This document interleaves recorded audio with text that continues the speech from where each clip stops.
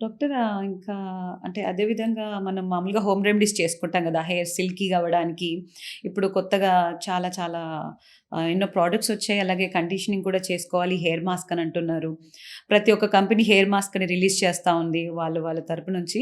ఇలా hair mask పెట్టుకోవడం కానివ్వండి, ఇలా కండిషనింగ్ చేసుకోవాలి ముందు, గంటకు ముందు, గంటకు తర్వాత అని చాలా ఇన్‌ఫ్లుయెన్సర్స్ చెప్పడం జరుగుతుంది.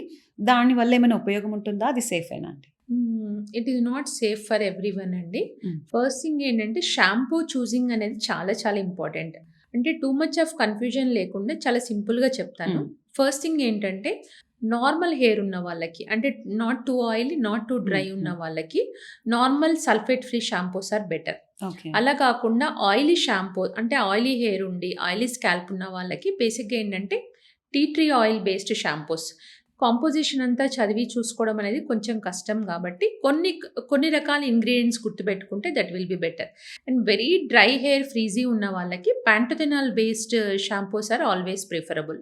అండ్ ఇంకొకటి ఏంటంటే మనము షాంపూస్ చూస్ చేసుకునేటప్పుడు ఓన్లీ హెయిరే కాకుండా స్కాల్ప్ నేచర్ కూడా చూసుకోవాలి. అంటే స్కాల్ప్ కొంతమందికి చాలా డ్రైగా ఉంటుంది. అవును. కొంతమందికి చాలా ఆయిలీగా ఉంటుంది. సో, మనం స్కాల్ప్ నేచర్ కూడా చూసుకొని దాన్ని బట్టి షాంపూస్ చూజ్ చేసుకుంటే ఈజ్ ఆల్వేస్ బెటర్.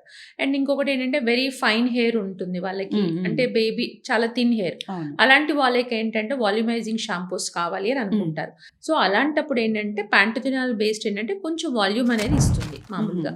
సో, అలా అంటే చిన్న చిన్న ఇంగ్రీడియెంట్స్ గుర్తుపెట్టుకోగలిగితే we can choose a shampoos. Even the normal common people also can choose a shampoo.